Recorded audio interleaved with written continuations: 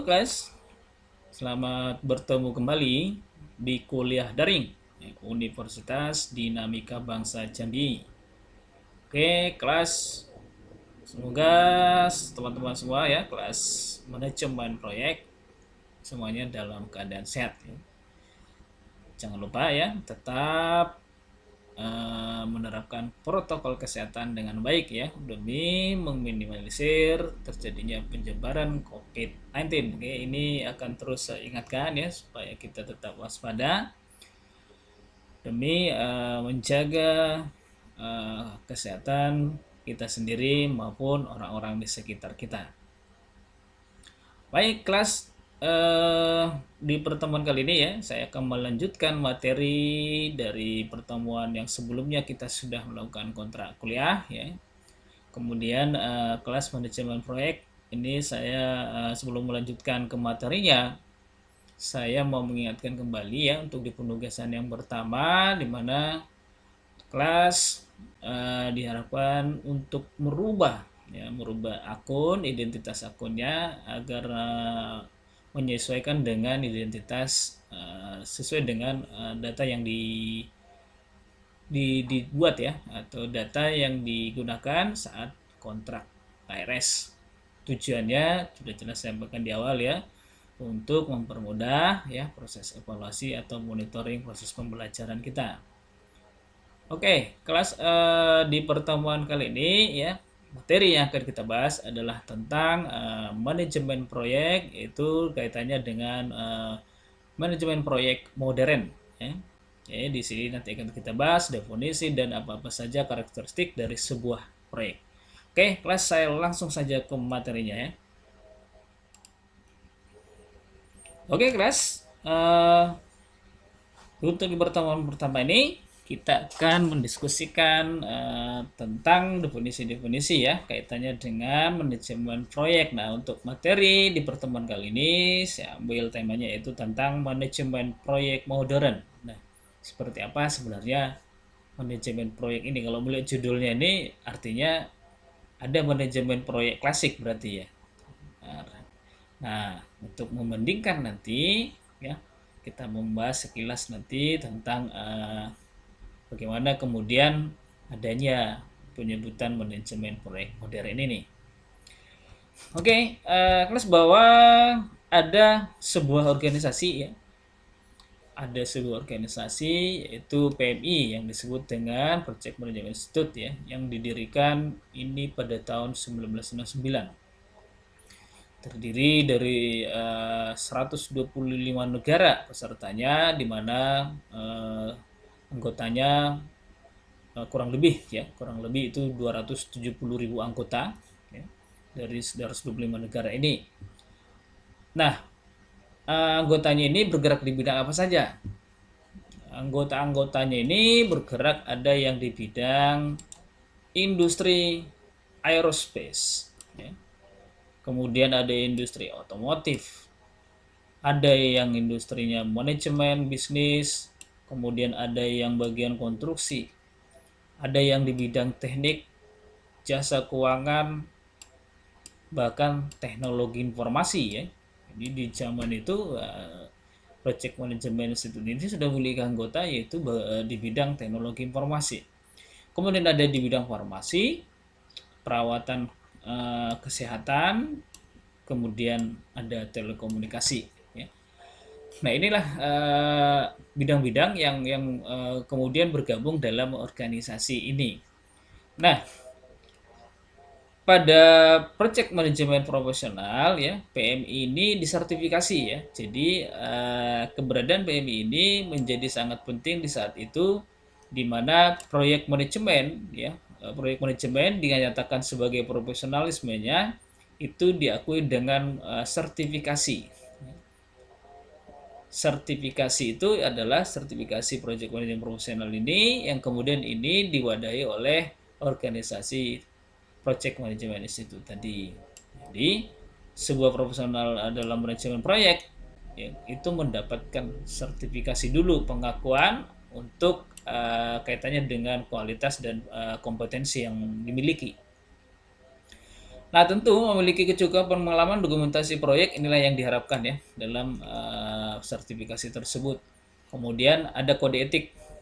Ya. Jadi untuk mengorganisir ya keanggotaan dari PMI tadi juga disampaikan bahwa seluruh keanggotaan harus mengikuti kode etik profesi ya kaitannya dengan proyek manajemen institut tadi. Nah, seperti apa kompetensi atau pengalaman proyek yang diakui dalam sertifikasi tersebut? Nah, mengukurnya ya, PMI atau organisasi ini mengukur kompetensinya itu untuk mendapatkan sertifikasi ini adalah dengan ya menunjukkan penguasaan si anggota melalui proses yang disebut dengan ujian komprehensif. Nah, ini ya. Jadi kalau sekarang disebut dengan ada istilah-istilah uji kompetensi. Nah, maka di saat itu pun sudah ada ujian komprehensif yang kaitannya untuk menentukan suatu anggota itu mendapatkan sertifikasi PMP ya. Oke, itu tadi sekilas tentang bagaimana kemudian proyek itu kalau kita melihat ya dari proses ini bahwa manajemen proyek itu adalah masalah yang sangat penting ya. Karena ini sangat vital sekali dalam proses ya dalam aktivitas proyek-proyek yang dilaksanakan mulai itu proyek kecil maupun proyek berskala besar. Nah, sebenarnya apa itu proyek? Nah, ini. Apa itu proyek?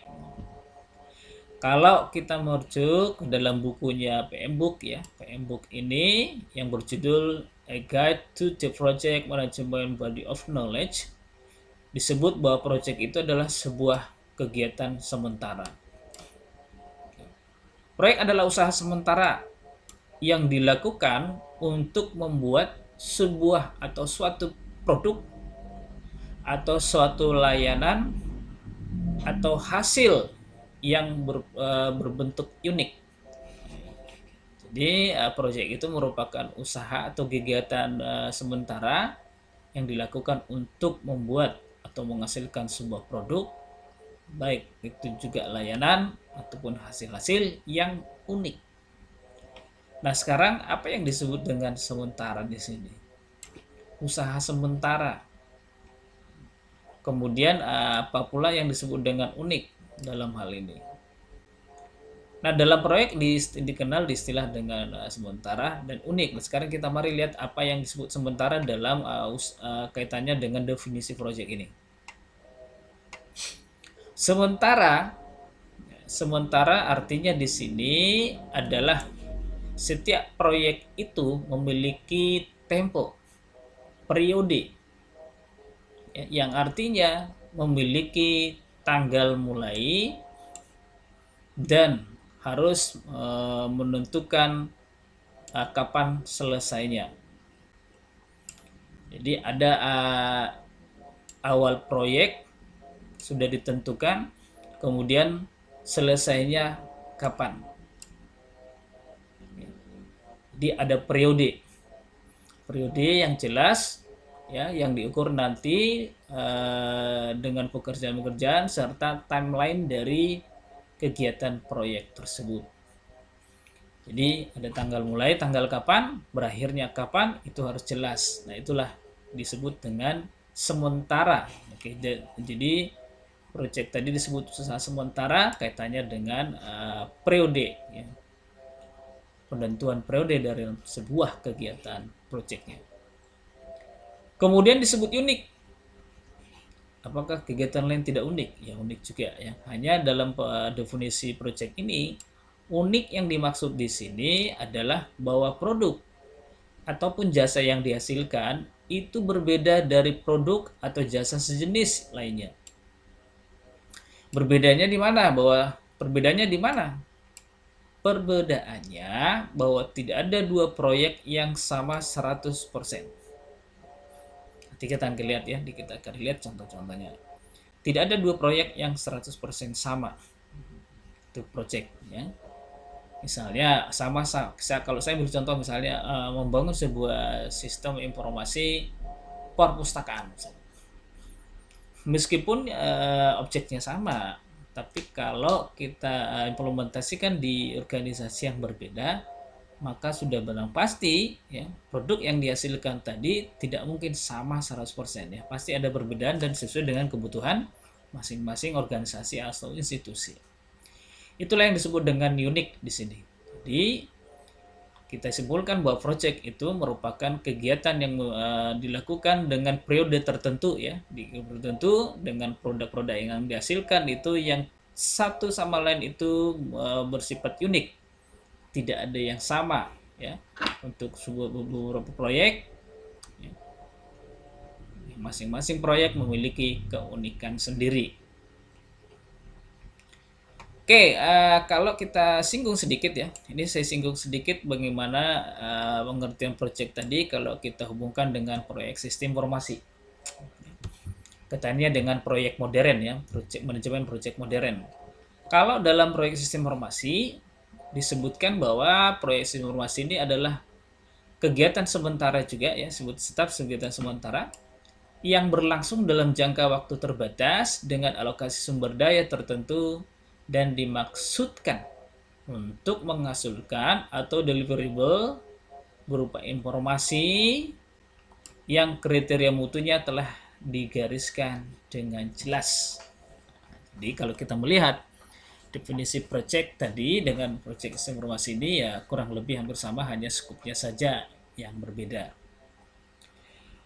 Baik, kaitannya dengan manajemen proyek modern ya, dalam buku yang sama tadi dalam PM Book yang berjudul A Guide to the Project Management Value of Knowledge, bahwa manajemen proyek, bahwa yang disebut dengan manajemen proyek atau project management itu adalah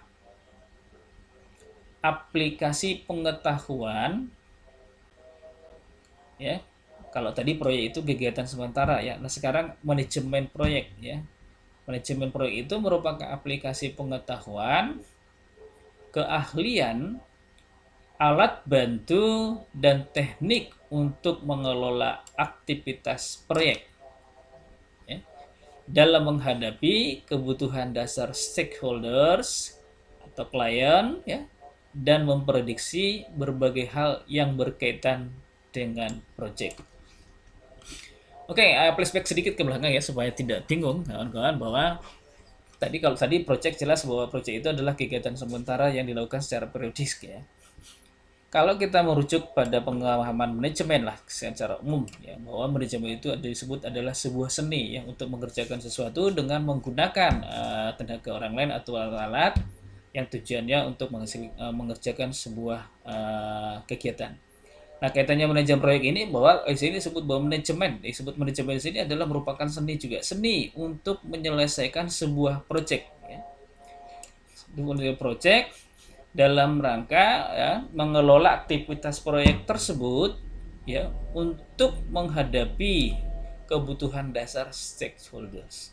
Jadi kebutuhan dasar artinya kenapa disebut kebutuhan dasar? Karena sebenarnya stakeholders itu secara umum ya, secara umum hanya memberikan gambaran seperti apa proyek yang akan dikerjakan, namun proses dan teknik untuk menyelesaikan proyek tadi itu harus dilakukan dengan pola atau manajemen tertentu ya, agar hasil yang didapatkan itu mencapai tujuan, dan tentu tidak hanya tujuannya tetapi berbagai alat bantu yang digunakan agar proses pengerjaan proyek tadi tentu dilakukan dengan efektif dan efisien ya. Efektif dari segi pekerjaannya, efisien dari segi pembiayaannya. Nah, dalam kaitannya project management ya, karena ini penyebutannya manajemen, maka tentu harus ada manajer proyeknya ya. Ini kalau sudah buah manajemen ya tentu harus ada manajernya ya. Itulah nanti yang mengarahkan agar proses ya, seluruh proses proyek tadi bisa dijalankan sesuai dengan target atau timeline yang sudah ditentukan. Nah, apa yang dimaksud dengan project manager ini atau manajer proyeknya? Manajer proyek itu merupakan individu yang menjaga atau mengarahkan jalannya manajemen proyek dan semua sumber daya. Apa yang dimaksud dalam sumber daya di sini? Yaitu terkait dengan biaya, staffing, waktu, dan kualitas kegiatan. Jadi dalam sebuah project ya itu harus ada manajer. Ya. Maka harus ada yang mengarahkan ya atau mengelola atau menjaga jalannya proyek tadi atau mengawasi proyek tadi agar berjalan.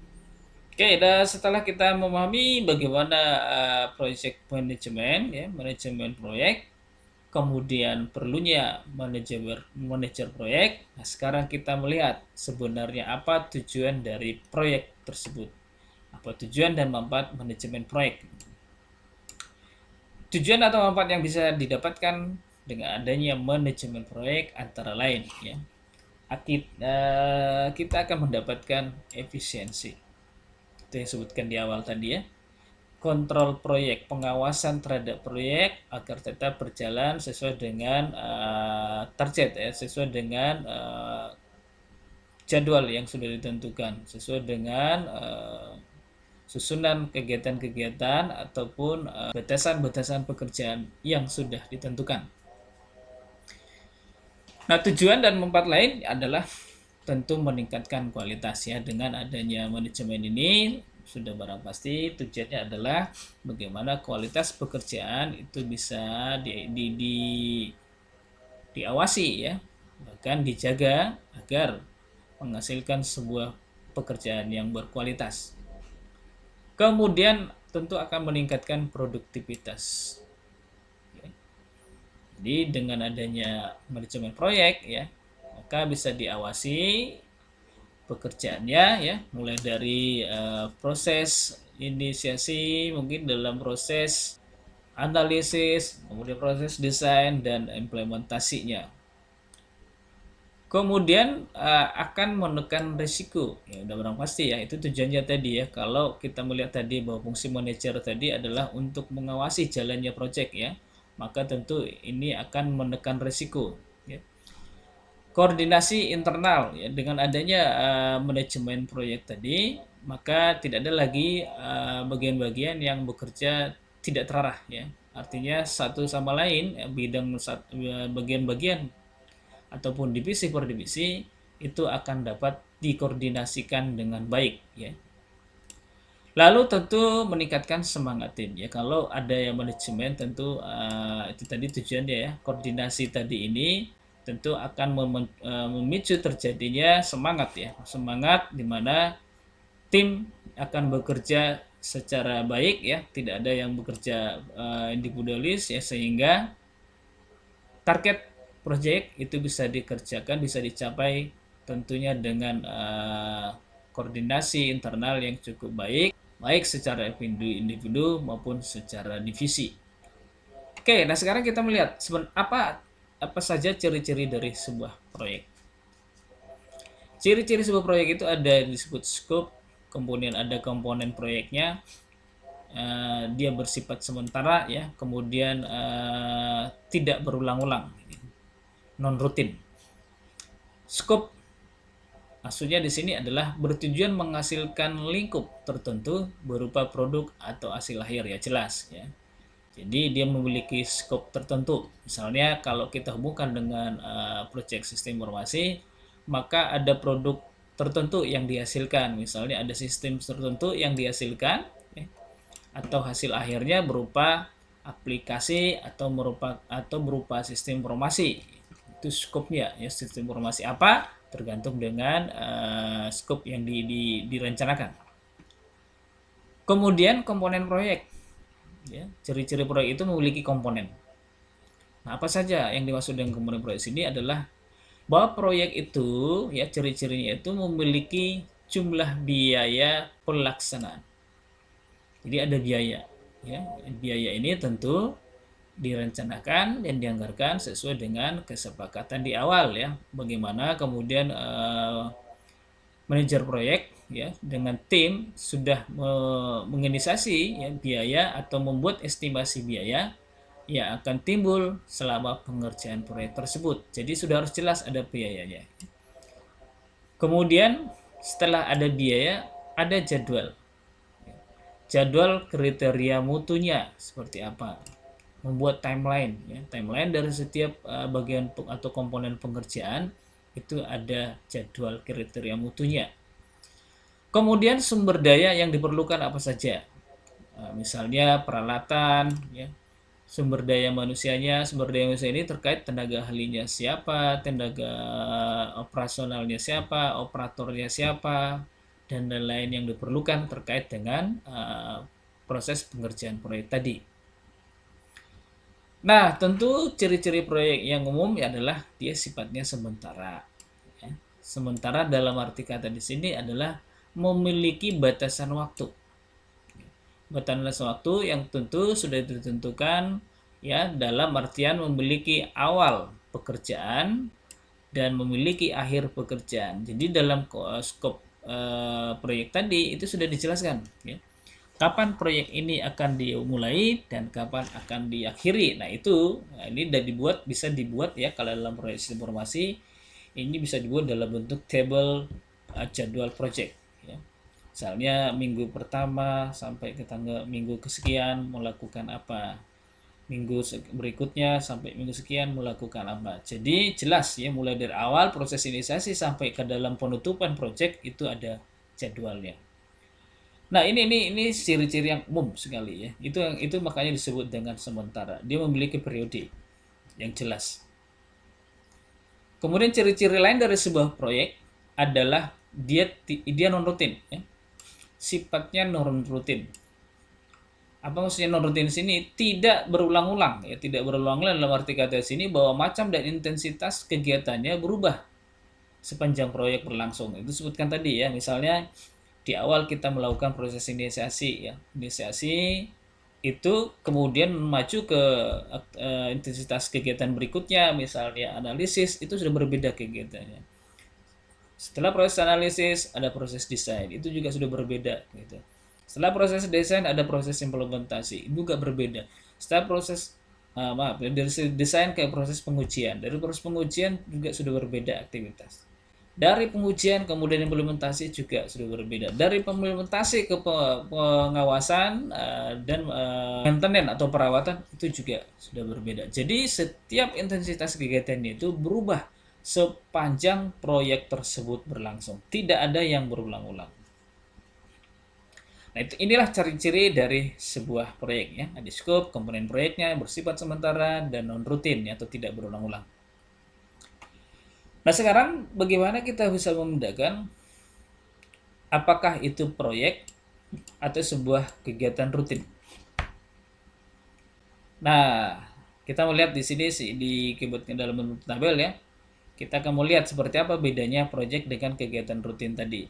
Kalau proyek ya, memiliki sifat itu bercorak dinamis, non rutin, itu yang saya bilang tadi bahwa dari setiap intensitas kegiatan itu berbeda-beda ya, berbeda-beda sepanjang kegiatan tersebut berlangsung. Sedangkan kegiatan operasional atau kegiatan rutin dia biasanya dilakukan berulang-ulang ya, berulang-ulang. Misalnya ini kalau saya contohkan apa kegiatan operasional, misalnya sebuah kasir di sebuah retail, maka kegiatan operasionalnya itu ya itu setiap hari bahkan setiap aktivitas, setiap transaksi yaitu itu aja yang dikerjakan ya.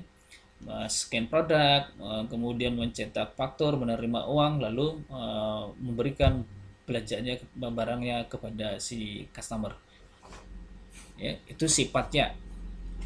Kemudian dari sisi waktu kita melihat bahwa kalau yang kegiatan proyek itu siklus proyeknya relatif pendek itu ya, relatif pendek. Kita sebutkan tadi ada periodiknya ya, ada awal dan akhir. Sedangkan kegiatan rutin atau operasional ini waktunya jangkanya panjang. Jadi kalau tadi saya contohkan misalnya retail ya sepanjang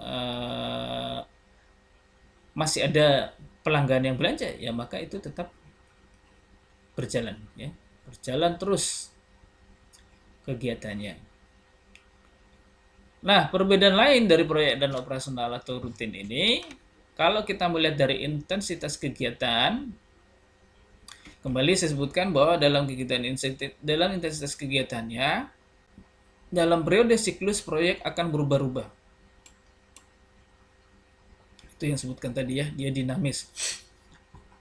Intensitas kegiatannya akan berubah-ubah, sedangkan rutin itu relatif sama. Lalu perbedaan lain dari sisi anggaran dan jadwal. Kalau kegiatan proyek, ya kegiatan proyek itu dilaksanakan berdasarkan anggaran dan jadwal yang sudah ditentukan. Jadwal yang sudah ditetapkan itu sebelum tadi ya, ada timeline yang sudah ditetapkan dibuat dalam tabel jadwal pekerjaan. Sedangkan kegiatan operasional, batas anggaran dan jadwalnya tidak terlalu ketat. Ya, kadang-kadang bisa disesuaikan saja dengan situasi. Ya. Sedangkan perbedaan lain, kalau kita melihat dari sisi jenis kegiatannya, ya, kalau proyek, ya, kalau kegiatan proyek, kegiatannya itu terdiri dari multidisiplin ilmu. Jadi bisa saja kalau kita sedang membuat misalnya proyek katakanlah sistem informasi pendeteksi penyakit hipertensi. Ini bisa menciptakan kegiatan itu yang terdiri dari multidisiplin ilmu. Ya. Yang pertama misalnya pembuat programnya siapa, dari orang teknik informatika, desain sistemnya dari orang sistem informasi, kemudian pemahaman tentang poin-poin atau komponen-komponen dari hipertensi tadi itu dari orang kesehatan, dokter maupun keperawatan. Nah, artinya kegiatannya itu memang disiplin ilmu dia. Sedangkan kalau kegiatan rutin ya tidak terlalu banyak. Tidak terlalu banyak. Misalnya kalau seperti yang disebutkan di kasir ya sudah memang itu saja dia yang melaksanakannya. Kalaupun ada bidang lain, paling-paling ya misalnya ya bagian teknis sistemnya itu saja. Jadi berbeda dengan kegiatan proyek ya yang memang dari setiap kegiatan dia memang membutuhkan multidisiplin atau disiplin ilmu ya. Lalu kita melihat perbedaan proyek dan operasional atau kegiatan rutin ini dari sisi keperluan sumber dayanya. Dari sisi keperluan sumber daya, kebutuhan sumber daya, kegiatan proyek itu akan berubah kebutuhan sumber dayanya dari setiap intensitas kegiatan, baik jenis maupun volumenya. Misalnya keperluan sumber daya manusia ya di saat inisiasi, analisis itu berbeda dengan saat keperluan sumber daya manusia di saat desain ya. Pada saat proses desain tentu akan berbeda. Nah, dan keperluan lain misalnya kalau kita mengerucut kepada peralatan misalnya. Kalau di proses inisiasi atau analisis mungkin peralatannya akan sangat berbeda ya dengan peralatan yang dibutuhkan pada saat proses desain dan bahkan implementasi. Bahkan volumenya juga akan berbeda. Nah, sedangkan untuk kegiatan rutin, ya, jenis kegiatan rutin ini ya sumber daya atau kebutuhan sumber dayanya itu ya relatif konstan. Ya. Relatif konstan dia. Kalau tadi saya contohkan seperti kasir di retail tadi, ya kebutuhan sumber dayanya yang pertama adalah orangnya ya, yang menjalankan kasir itu ya itu saja. Hanya mungkin berganti-ganti di shiftnya saja dia. Yang pagi si A, yang sore si B. Itu saja yang berganti dan perangkat yang digunakan pun itu ya, tidak akan berubah. Volumenya juga tidak berubah. Satu perangkat komputer dengan dilengkapi dengan barcode scanner misalnya, ya berganti hari, berganti orang pun ya perangkat atau peralatan atau sumber daya yang digunakan ya itu saja relatif konstan. Ya. Sedangkan dari kegiatan proyek tadi sumber dayanya akan berubah sesuaikan dengan intensitas kegiatan proyeknya. Nah, kalau kita merujuk pada tahapan proyek sistem informasi, ya, kita bisa melihat siklus proyek itu seperti apa. Siklus proyek itu secara umum ya. Kalau secara umum, siklus proyek itu bagaimana kita melaksanakan dahulu inisiasi, yang sebenarnya inisiasi proyek yaitu merumuskan masalah. Setelah itu kita rekapitulasi atau bagaimana proses mencari solusi terhadap masalah tadi. Ya. Lalu melaksanakan solusinya. Ya, implementasi ini dalam proses umum ya. Setelah dilaksanakan solusinya, maka memonitor hasilnya. Ya, setelah monitor hasilnya, tutup closing project. Nah, ini untuk proyek secara umum. Siklusnya itu seperti ini. Dia sampai 4 sini aja ya. Sedangkan untuk proyek sistem informasi, ya, siklusnya ini agak berbeda dengan proyek umum. Yang pertama ada tahap penentuan proyek apa yang mau dilakukan. Kemudian tahap konsep, ini mengkonsep model-model seperti apa yang akan digunakan dalam pengerjaan proyeknya tadi. Kemudian setelah selesai dalam tahap konsep, ya, selanjutnya adalah tahap desain. Tahap desain, setelah selesai didesain, maka selanjutnya tahap pelaksanaan. Tahap pelaksanaan ini ya, di dalam ini ada proses pengujian juga ya. Mulai dari proses eksekusi ya. Eksekusi maksudnya di sini adalah proses mulai pengerjaan proyeknya sampai kepada tahap pengujian. Nah, setelah itu maka lanjut ke dalam tahap jaminan kualitas. Jaminan kualitas ini kaitannya dengan bagaimana kesepakatan antara kedua belah pihak atau pengembang proyek dengan pemilik hasil akhir proyek. Selanjutnya ada tahap implementasi. Setelah tadi diuji, kemudian ditemukan kesepakatan ya bagi jaminan atau garansi dari pekerjaan proyeknya, selanjutnya diimplementasikan. Setelah diimplementasi ya, implementasi ada proses penyesuaian ya, yang biasanya ini ada timingnya juga ya, tergantung kesepakatan pengelola pemilik hasil akhir dari sistem dengan vendor pengelola ataupun si pembuat proyek. Nah, setelah proses implementasi sudah dinyatakan oke, maka selanjutnya adalah proses penutupan proyek.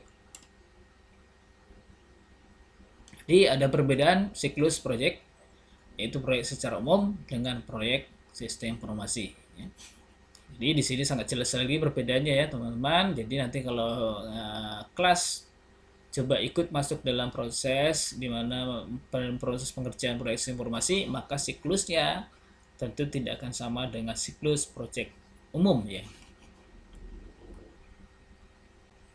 Oke, nah selanjutnya kita mau lihat seperti apa kegagalan proyek. Jadi proyek itu ya tentu juga ya kalau kita membicarakan sebuah proyek maka penting kita membahas seperti apa sebenarnya kegagalan proyek ya. Dalam membuat sebuah proyek ya gak selamanya kita akan berhasil 100%. Tidak selamanya 100% ya. Sebagian pasti ada yang sudah mengalami kegagalan, mungkin di antara teman-teman sudah pernah mengalami ini ya, baik mungkin di dalam proyek-proyek kecil. Artinya bahwa dalam proses pengerjaan proyek itu tidak ada yang benar-benar berhasil 100%. Dalam membuat sebuah proyek ya, dan proyek dikatakan gagal ya. Proyek dikatakan gagal apabila tidak memenuhi keinginan user. Sebenarnya kalau dalam project ini opsional juga ya. Kalau saya mau nyebutnya sebenarnya bukan keinginan, tetapi kebutuhan user. Karena kalau keinginan itu tidak ada batasannya ya. Itu tidak terukur nanti jatuhnya, tetapi kebutuhan user. Nah, kemudian proyek dikatakan gagal juga kalau ya implementasinya itu tidak sesuai jadwal ya. Tadi sudah disepakati di awal misalnya dengan pemilik hasil akhir proyeknya nanti disepakati pengerjaannya adalah 2 bulan. Ternyata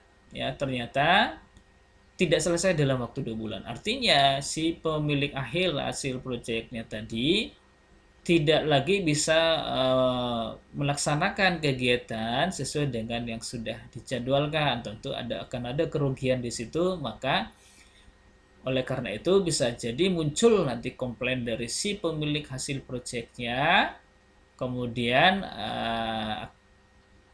akan ada akibat-akibat lain dari ketidaksesuaian jadwal ini yang membuat proyek tersebut baik dari sisi pengembang maupun dari si pemilik hasil proyek nanti.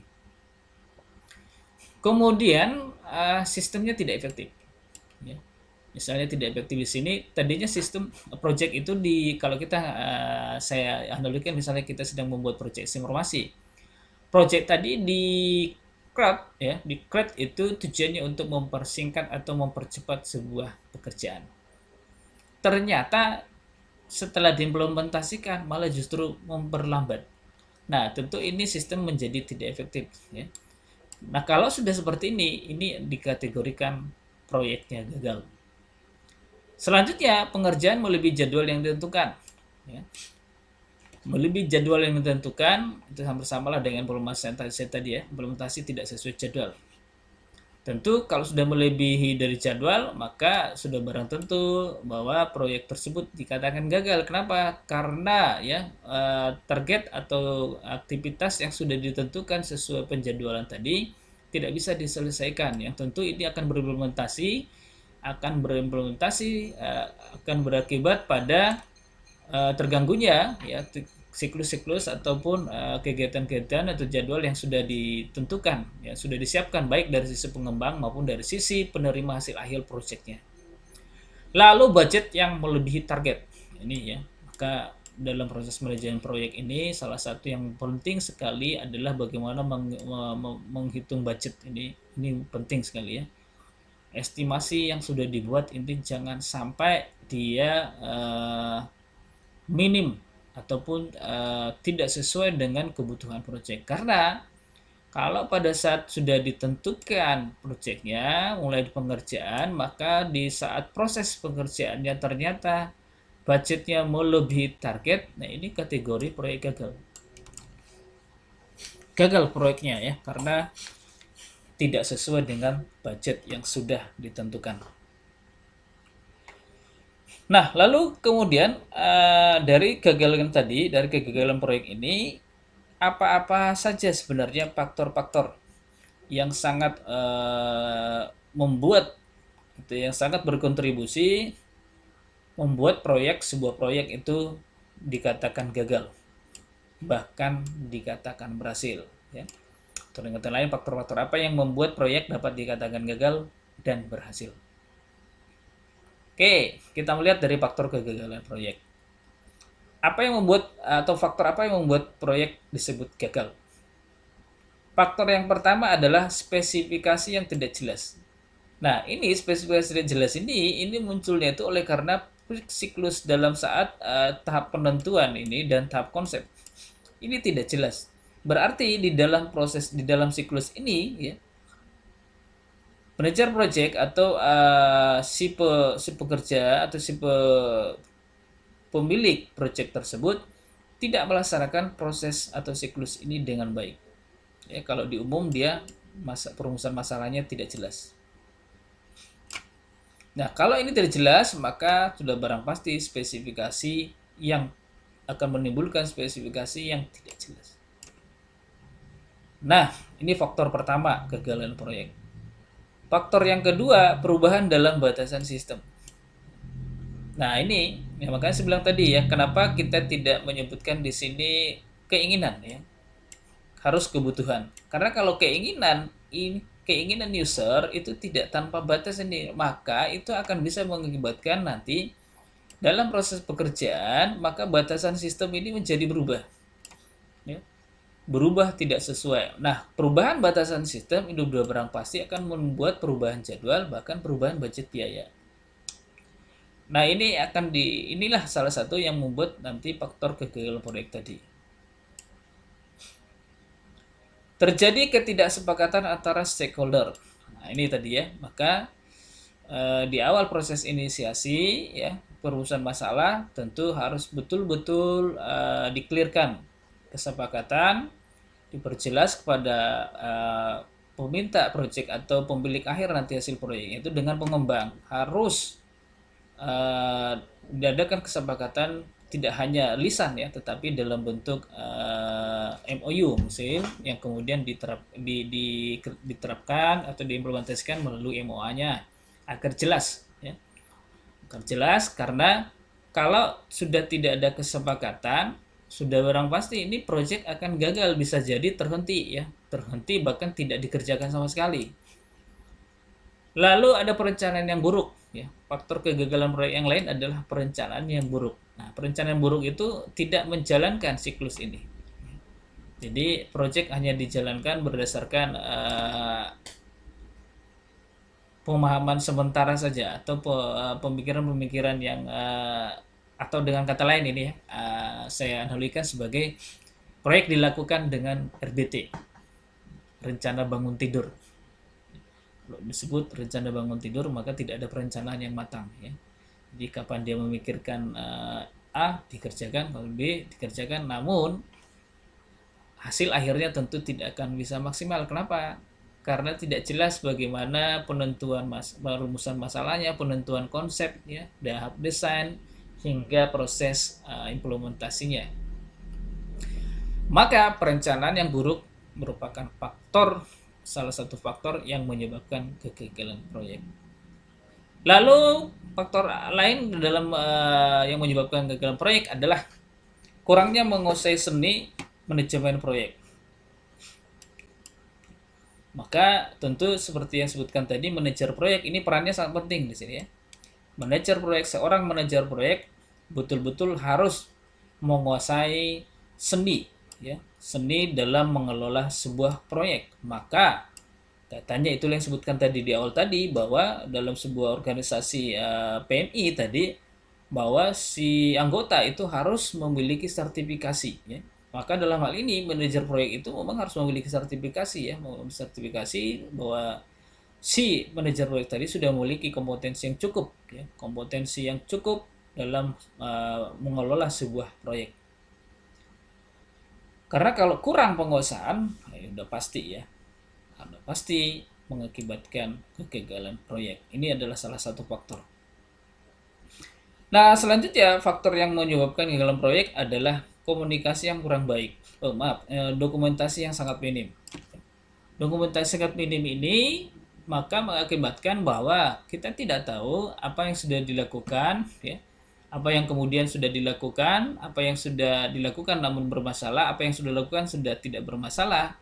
Nah, dokumentasi ini tidak jelas ya, sehingga ketika terjadi masalah ya, tidak mudah men-tracking proses-proses yang sudah dilakukan sebelumnya ya.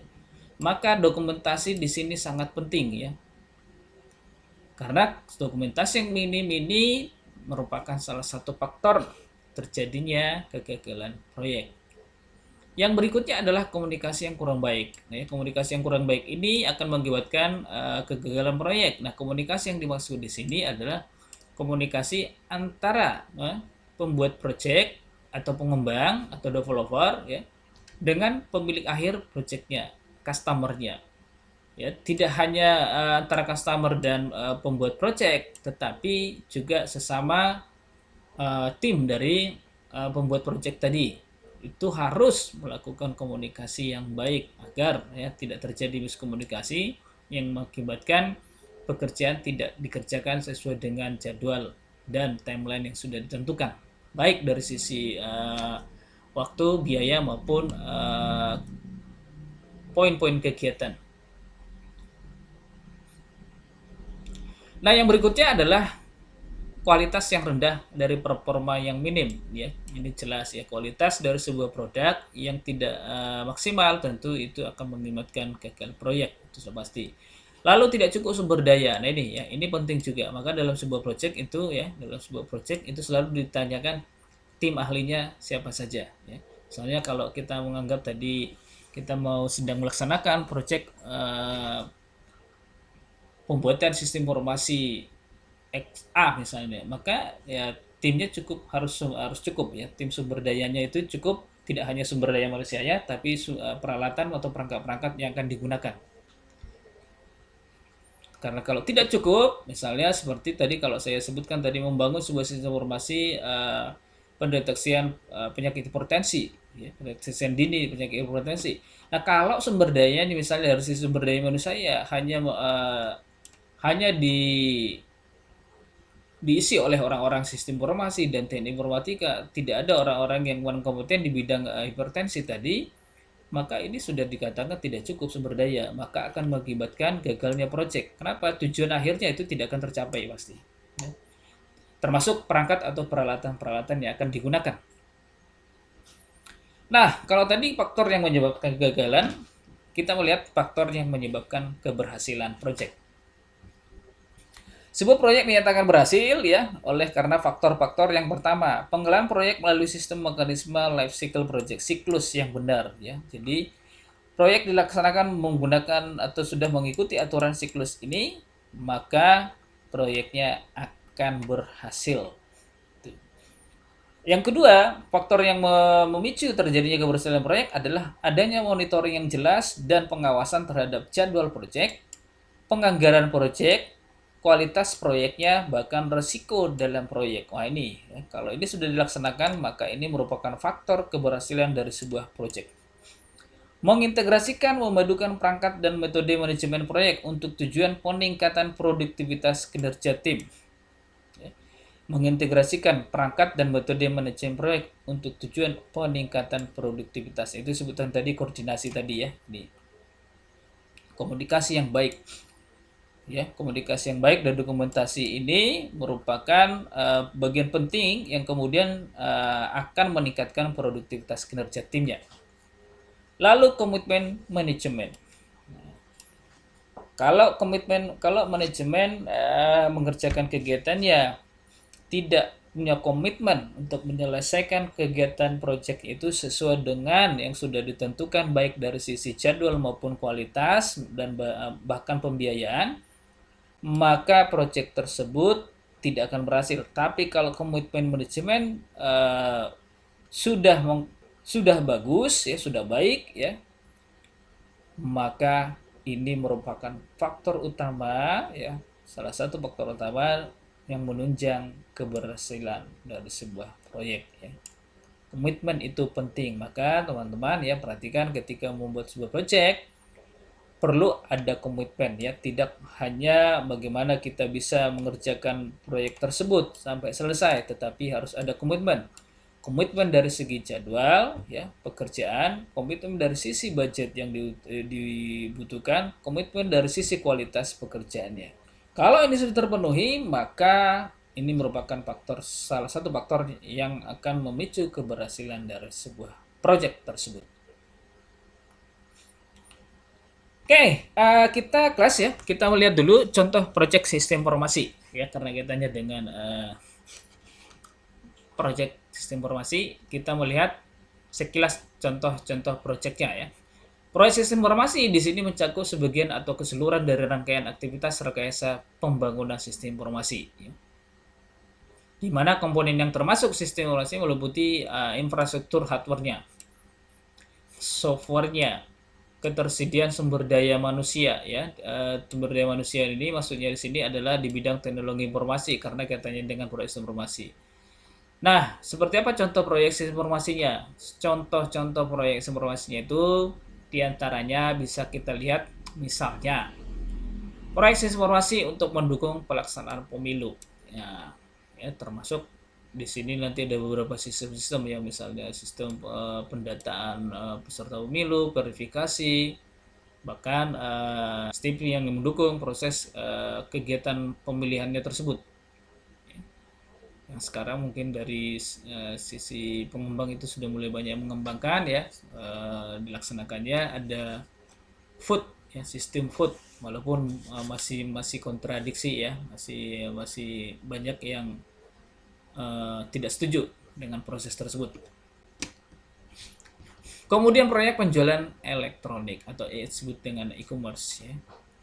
Lalu kita melihat misalnya proyek informasi lain di sebuah perguruan tinggi, misalnya bahwa sebuah kampus meningkatkan infrastruktur teknologinya untuk menyediakan akses internet wireless.